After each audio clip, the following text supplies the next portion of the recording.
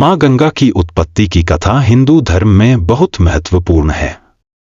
यह वीडियो आपको गंगा मैया के जन्म की पौराणिक कहानी से अवगत कराएगा। जानिए कैसे गंगा धरती पर अवतरित हुई और उनके प्रवाह ने दुनिया को पवित्र किया। मां गंगा की उत्पत्ति की कहानी बहुत रोचक और प्रेरणादायी है। यह बात उस समय की है जब श्री हरि विष्णु ने देव माता अदिति के पुत्र के रूप में अपना वामन अवतार लिया था। उस समय धरती और स्वर्ग लोक के अधिपति दैत्यराज बलि थे। वह अपने गुरु शुक्राचार्य के बताए मार्ग पर चलते हुए निरंतर चलने वाले यज्ञ करवाते थे और गरीबों एवं ब्राह्मणों को दान देते थे। उन्हें अपने दानवीर होने का अहंकार था। उनके राज्यकाल में देवताओं के लिए बुरा समय चल रहा था। उनके राज्य में असुरों को उनकी सुरक्षा प्रदान थी, जिससे आम जन को कष्ट भी भोगने पड़ रहे थे। तब प्रभु ने इस समस्या को हल करने हेतु वामन अवतार लिया।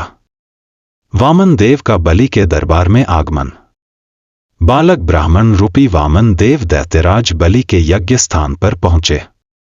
जब बलि की नजर उन पर पड़ी तो बलि ने उनसे उनकी इच्छा पूछी। यह सुन वामन देव ने कहा, राजन, आपकी बहुत प्रशंसा सुनी है। आप दानवीर हैं। मुझे केवल उतनी भूमि चाहिए जितनी भूमि मेरे 3 पग कदम में नप जाए। यह सुन सभी लोग वामन देव पर हंसने लगे। महाराज बलि भी अहंकार में आकर हंस पड़े। फिर हाथ जोड़कर वामन देव से और भी कुछ मांगने का आग्रह किया, परंतु वामन देव 3 पग भूमि पर अड़े रहे। ब्राह्मण बालक से महाराज बलि ने कहा, दान के लिए आश्वस्त कर मैं पीछे नहीं हटूंगा, आखिर मैं दानवीर हूं। ऐसा तो आपने भी कहा है भगवान।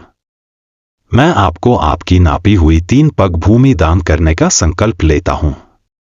जैसे ही राजा ने संकल्प लिया वैसे ही वामन देव ने विराट रूप धरा। लोग भयभीत होकर इधर उधर भागने लगे।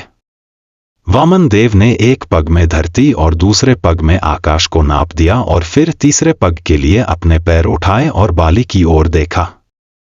तभी बलि ने हाथ जोड़कर अपने घुटनों पर बैठकर कहा, हे प्रभु, तीसरे पग में आप मुझे नाप लें और मुझ पर भी स्वामित्व स्थापित कर ले।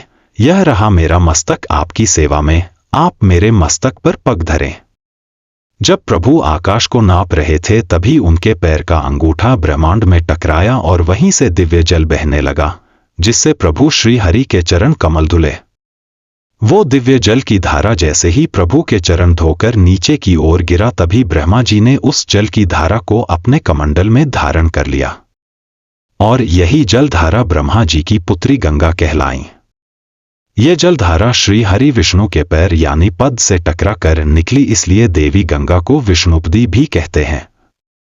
महाराज भगीरथ की तपस्या से प्रसन्न होकर देवी गंगा के पिता भगवान ब्रह्मा जी ने उन्हें धरती पे अवतरित होने की आज्ञा दी। किंतु देवी गंगा की जलधारा के वेग को सहने की क्षमता धरती में नहीं थी, इसलिए कैलाशपति प्रभु शिव ने उन्हें अपने जटाओं में धारण किया और इसलिए देवादि देव महादेव को गंगाधर भी कहते हैं। महाराज भागीरथी की तपस्या से प्रसन्न होकर उन्होंने अपनी एक जटा खोल देवी गंगा को धरती पर आने दिया। माता गंगा ने धरती पर आकर भागीरथी के पूर्वजों को मुक्ति दी और माता गंगा की सकारात्मक ऊर्जा से पूर्ण अमृत तुल्य जलधारा मनुष्यों के लिए कल्याणमयी सिद्ध हुई। माता गंगा को देव नदी भी कहते हैं। उम्मीद है कि आपको मां गंगा की उत्पत्ति की कहानी देखने में आनंद आया होगा। वीडियो को लाइक, शेयर और चैनल को सब्सक्राइब करें। Thank you for watching my videos.